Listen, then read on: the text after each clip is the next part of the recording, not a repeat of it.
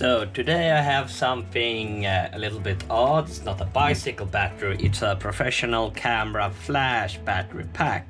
It says Elinchrom, seems to be from Switzerland. However, both these battery packs are dead and he was not happy when he saw how much a new battery pack costs. The smaller one like this goes for almost 500 euros, and then there's a bigger battery pack that costs like 1,250 euros. That's like a whole e-bike for this extremely small 50 watt hour battery pack. 50 watt hour. It's absurd. He was curious, so he opened both of them up. There are full voltage on these pins when it's normally on, so that's why you take out the fuse when you transport it and put it over here, and it has a place for a spare fuse. So it's actually quite smart design. So I think we will see very well built battery packs in here, but there's no reason to charge that enormous amount just because it's for photographers.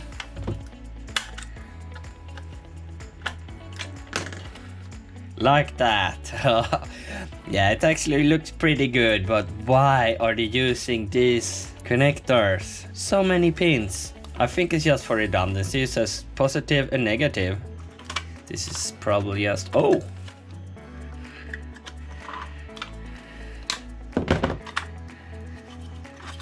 You can pull it aside. Cool! Fancy ass looking battery pack. A plastic plate. Maybe not the best weather protection, but I don't think they usually shoot a lot in rain. 1, 2, 3, 4, 5, 6, 7, 8 cells. And it says it was a Panasonic K CDR 18650K, a very old cell that is not manufactured anymore. So we're gonna replace them with Sony cells. The fuses are actually for 20 amps. So you could probably get away with standard lithium-ion cells that can handle 10 amps. But we're gonna go with 35 amp cells, so the cells will be able to handle 70 amps. There are 2 screws here, and they are connected to this plate. But otherwise it should be able to slide out. And this is a really well-built battery pack. However, it's built by a machine, so it's quite difficult to reproduce because of these solder tabs. I've done this before. It's pretty basic, like a screwdriver battery pack. But it's very hard to match these.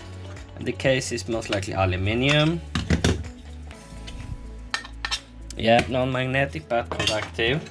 I usually like to go on the outside, but that's gonna be tricky.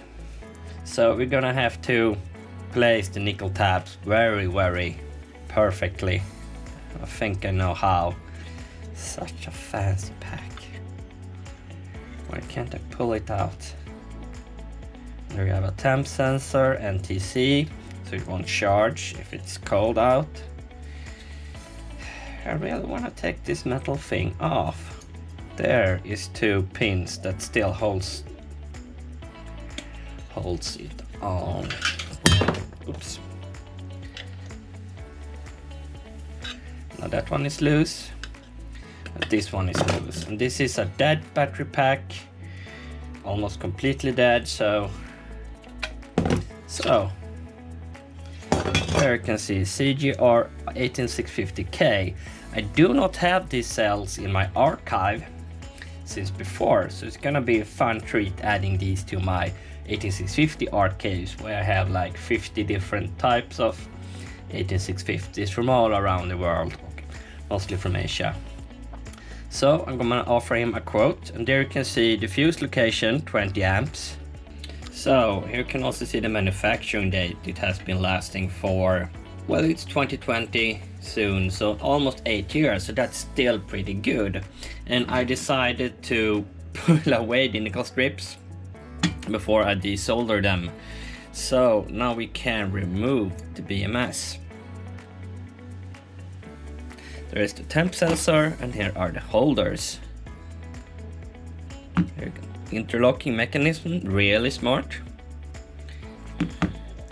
I think that was mine. Let's see if we can find a date code on this. Let's have a look at that. I have never seen this version before with 4 large stripes. And the date code is pretty odd, with a W in the end. And they are actually made in China. So Panasonic did have a Chinese factory back in 2012 that made 18650s. I didn't know that. But they produce Sanyo GA and Panasonic PF today with similar date codes. I'm guessing the 2 is from 2012.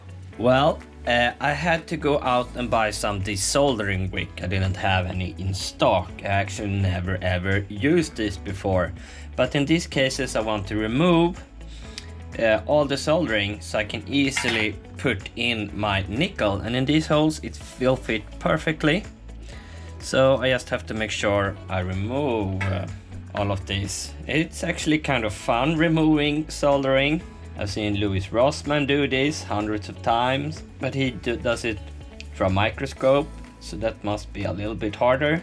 No, you won't see anything here, but I'm gonna try from the other side, see if you can see any better. This wick actually cost $7 here in Sweden. This tiny little wick is not even, it's cost it from China, and from China it cost less than $1 with shipping. But it's so handy, I can just go in there 5 minutes and get the wick rather than wait a month. I'm not an expert on these, but other holes worked. There you go. That's how it's supposed to look. Nice and clean, no solder left on either side. Well, of course the motherfucking battery wouldn't charge. And so I decided to open the top part and see if I can find anything wrong. I tested both the top parts and none of them works, and I added a fuse. It's a really weird config. Here you have all of those pins, like 20 of each. These 12 are positive, but I can't see anything wrong. And it has dual positive and dual negative. And I haven't gotten the indicator to work either. So let's just check without the top part. This indicator should be working since the fuse is connected. And the voltage we have on these cells are 13.77. When I connect the charger, it doesn't change the color, it still is kind of orange. But we know it has like 16.5 voltage, and if we measure these tabs we get like 16.5, 16.85.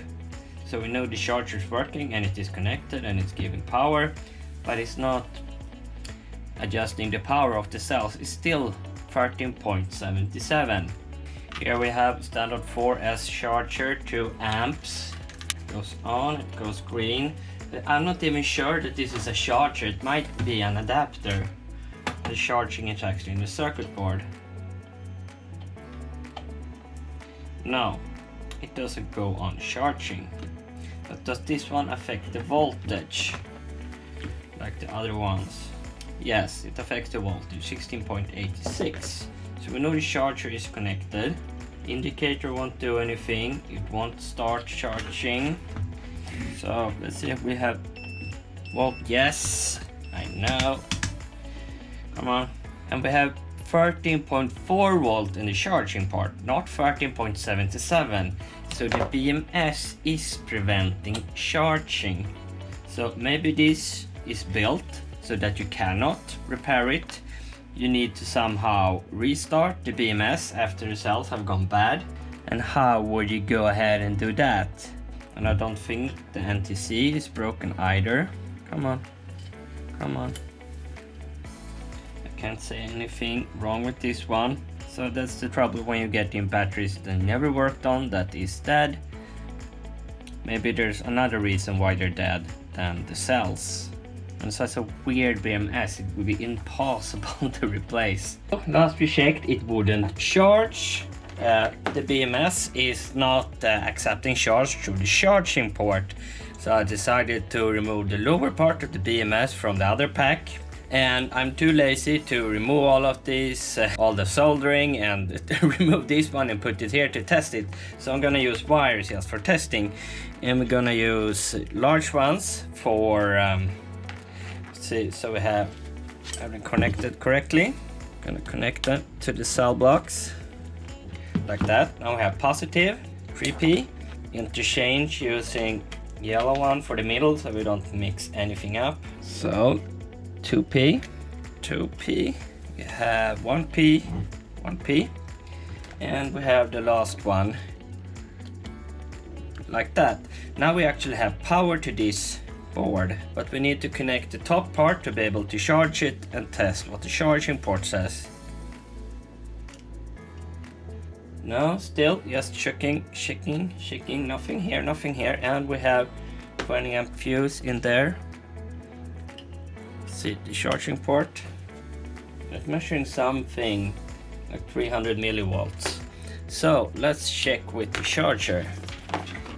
Now the charger is still yellow greenish, so still won't charge. Then we're gonna try the other board.